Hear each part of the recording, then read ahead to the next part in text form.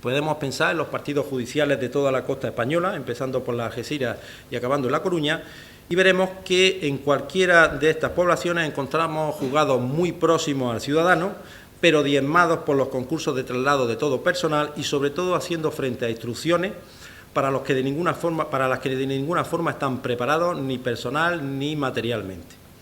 Con la nueva oficina judicial y sobre todo con los tribunales de instancia se podrán concentrar medios, como he dicho, y evitar duplicidades para hacer frente con un menor costo posible al aumento de la litigiosidad, pero sobre todo a las instrucciones complejas que, como he dicho, realmente colapsan los juzgados de la costa. Pues podemos pensar aquí en Galicia en el caso Prestige o en Málaga, de la ciudad de la que vengo, en el caso Malaya.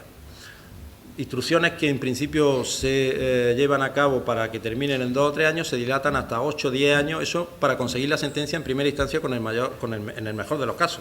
Al final la sentencia, cuando es firme, pues la mitad de los condenados han muerto y la otra mitad pues están en un geriátrico, con lo cual poca ejemplaridad conseguimos. Bien, decía que esas reformas orgánicas son compatibles con la fase de instrucción, pero lo que no es pacífico, por lo menos desde mi punto de vista, y sí que lo es para el legislador del anteproyecto de Ley de Enjuiciamiento Criminal antiguo, es que esos instrumentos son muy adecuados o más adecuados para una instrucción en manos del fiscal. Yo entiendo lo contrario. Esos instrumentos son los más adecuados para que la instrucción siga en manos de un órgano judicial. Aunque es un tema muy discutido, yo lo que sí creo no admite de discusión es que tanto la oficina judicial como los tribunales de instancia se han diseñado para una instrucción en manos judicial, es decir, para que se aplique con los juzgados que tenemos ahora. Por tanto, por lo menos me tienen que admitir que sí que son compatibles. En cuanto a que sean más compatibles, yo lo discuto, como luego trataré también de demostrar. Bien, hecha esa referencia a los aspectos orgánicos, paso a ocuparme de los aspectos procesales del tema de que nos ocupa, es decir, de la fase de instrucción y el papel del secretario en la misma.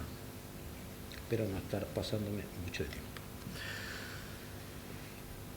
Para poder determinar el papel del secretario en la fase instructora, como he dicho, hay que resolver primero la cuestión de si la instrucción permite que se lleve a cabo por un órgano que no sea judicial y si además, si esto es posible, si entendemos que resulta deseable.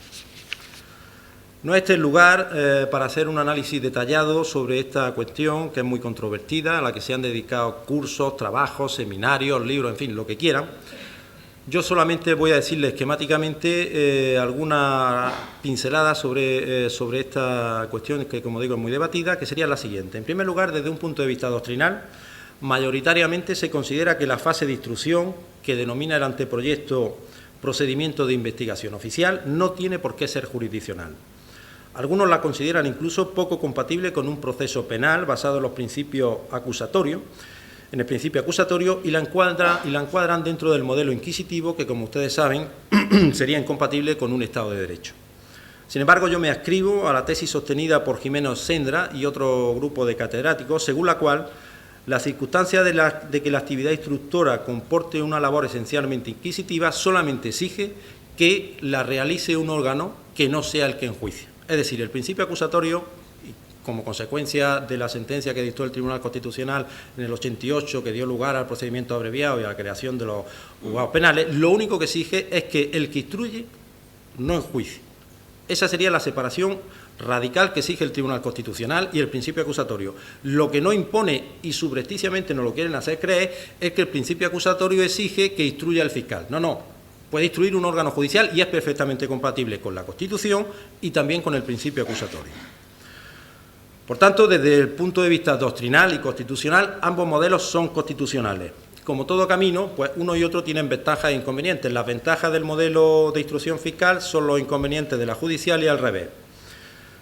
Como pros de la instrucción fiscal predican sus defensores, además de esta mayor acomodación al principio acusatorio que yo discuto, el de la economía, pues evitan duplicidades, dicen, de las actuaciones procesales, y además acelera el procedimiento penal concentrando todas las actuaciones en la vista o juicio.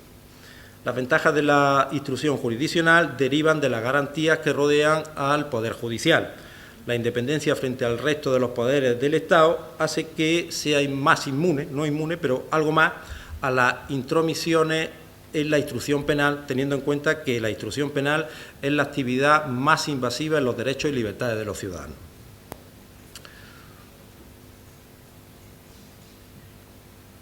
Admitiéndose, por tanto, desde un punto de vista doctrinal y constitucional, ambos modelos de instrucción, según he expuesto con una parquedad realmente reduccionista, ya digo que hay bastantes publicaciones, el que tenga interés, hay buenos libros sobre esta materia, yo recomiendo a Jimeno Sendra, creo que es un autor que deja bastante claro este asunto.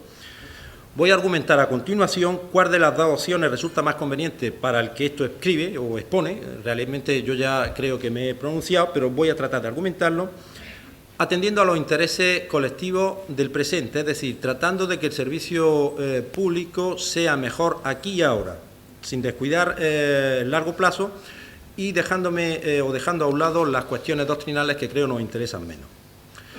Pues bien, desde mi punto de vista, aun con las dudas consustanciales a todo lo que me atañe, entiendo que debe seguirse con el modelo de instrucción judicial. Los motivos son muy numerosos, yo he tratado de agruparlos en 4 categorías y serían los siguientes. En primer lugar, entiendo que la instrucción judicial es el modelo tradicional de nuestro país.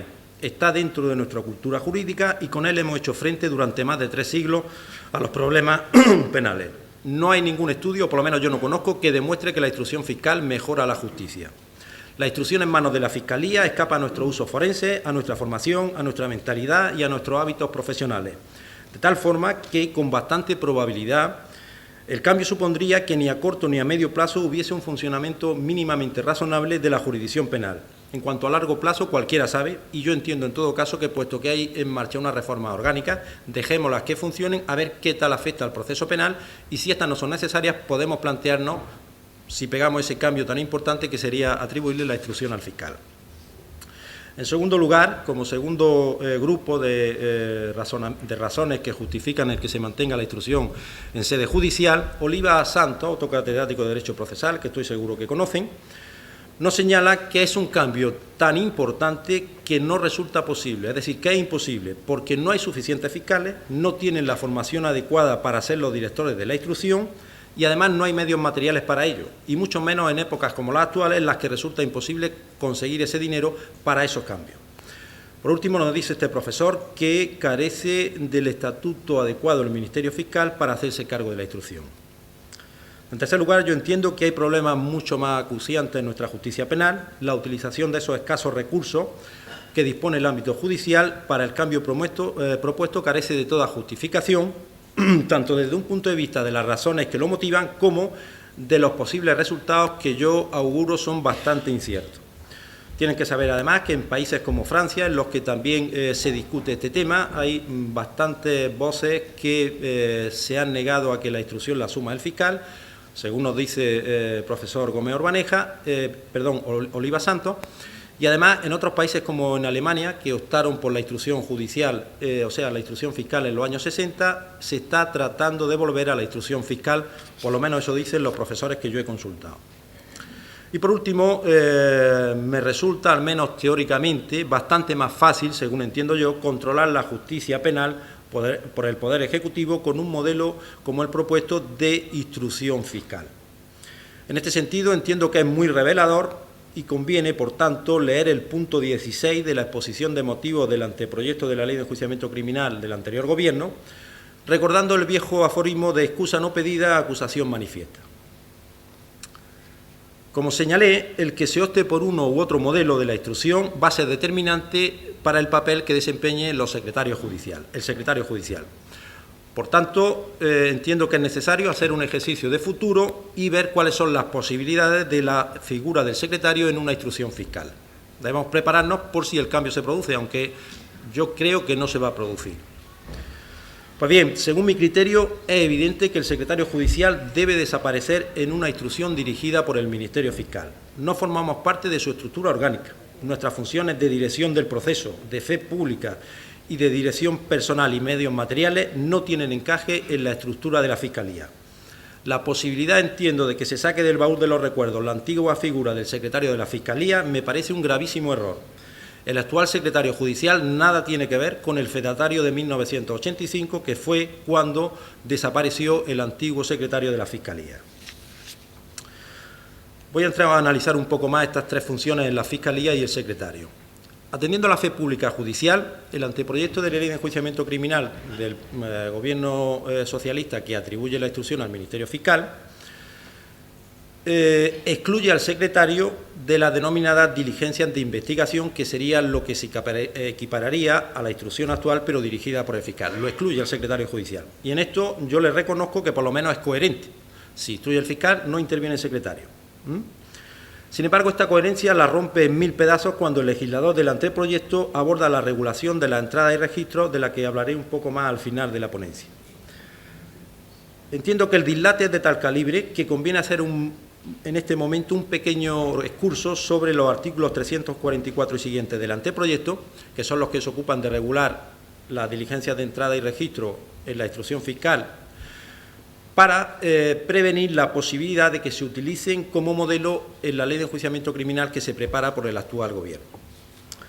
Yo entiendo que, una vez más, con una clara muestra de falta de rigor doctrinario, el legislador hace una pirueta jurídica inexplicada e inexplicable y exige que los secretarios judiciales estemos presentes en una diligencia de entrada y registro que dirige el Ministerio Fiscal, pero solamente en esta diligencia de entrada y registro, para ninguna más. La justificación, yo sé que eso parece que da como una especie de miedo escénico, que un registro no esté el secretario judicial, pero sin embargo, como le da capacidad fedaizante, y eso también tienen que saberlo, en la instrucción que dirige el fiscal, de tal manera que, según el artículo 299 de este anteproyecto, el fiscal es el que documenta los actos y tiene esa capacidad. El fiscal general del Estado le llama fehaciencia procesal plena. Eso lo tiene, y sin embargo, en el registro, en la entrada y registro, el legislador, con una especie de miedo que no explica, sí que hace que el secretario tenga que ir.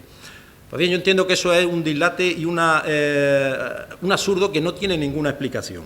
Por tanto, es importante que reclamemos que en la nueva ley de enjuiciamiento criminal se sea coherente. Yo, una de las cosas que pido siempre a cualquier jurista es que sea coherente y que llame las cosas por su nombre. No que sea un poco sí, pero un poco no, porque eso nos contradice y hace que nadie sepa lo que tiene que hacer y, sobre todo, en definitiva, va contra el principio básico de cualquier jurista, que es la seguridad. Bueno, dejando a un margen este paréntesis de los registros,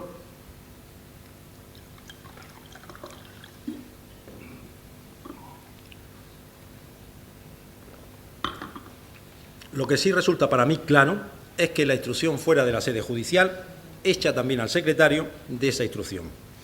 No creo necesaria ni tampoco conveniente o posible la fe pública judicial en una instrucción dirigida por el fiscal. Para mí resulta un contradios que en una instrucción cuasi administrativa el secretario tenga que prestar fe pública. La necesidad de la veracidad de este tipo de instrucción se ve colmada con suficiencia con la atribución al Ministerio Fiscal de esta capacidad fedaizante, y si no lo tiene él, pues que la tenga otros funcionarios que pueden estar en la Fiscalía, como serían los gestores procesales, que de hecho ya tienen capacidad de certificación, o incluso la Policía Judicial. Tienen que saber también, como luego adelantaré, que en determinadas instrucciones dirigidas por el fiscal, los propios policías tienen capacidad de certificación. Ni que decir tiene que, en cuanto a las funciones de directores procesales, en una instrucción fiscal no tiene ningún sentido. Por definición, el proceso penal se inicia en un órgano judicial. Por tanto, en la instrucción fiscal ni hay ordenación material ni hay ordenación formal del procedimiento, porque es que no hay procedimiento. Así que solamente tendrían cabida actuaciones que podrían encomendarse a los cuerpos de funcionarios al servicio de la Administración de Justicia del libro suelto, por tanto, a los cuerpos de gestores, tramitadores y auxiliadores, en ningún caso secretarios judiciales. Y por último nos quedaría las últimas funciones del secretario judicial, este tercer A, que sería gestión y dirección de medios. Para mí siempre ha sido de las funciones nuestras las menos relevantes, quizá porque realmente es que no tenemos preparación técnica para eso, pero en todo caso, puesto que no pertenecemos a la estructura orgánica de la Fiscalía, realmente sería absurdo que nos pretendieran incluir nuevamente para estas funciones que nosotros prácticamente no son ajenas actualmente. Por tanto, que se le atribuyan, si le hacen falta, a otros funcionarios altamente cualificados en esta materia, como serían los interventores de la Administración, desde luego no un secretario judicial. Termino ya esta materia resaltando la conveniencia de no olvidar la experiencia fallida de los secretarios de las Fiscalías de Menores, que afortunadamente quedaron en papel mojado con la introducción aquella de la Ley 9/2000, no entraron en vigor, y yo creo que quizá como consecuencia de todo lo que he expuesto aquí, no se puede mezclar la instrucción fiscal con los secretarios judiciales y con su fe pública. Bueno, hasta aquí he expuesto lo que no quiero para el cuerpo de secretarios judiciales. Yo entiendo que uno se define no solo diciendo lo que quiere, sino también lo que no quiere o no le gusta. Hecho esto, expuesta la parte negativa, voy a exponer lo que sí quiero o lo que yo pretendo para el cuerpo de secretarios judiciales.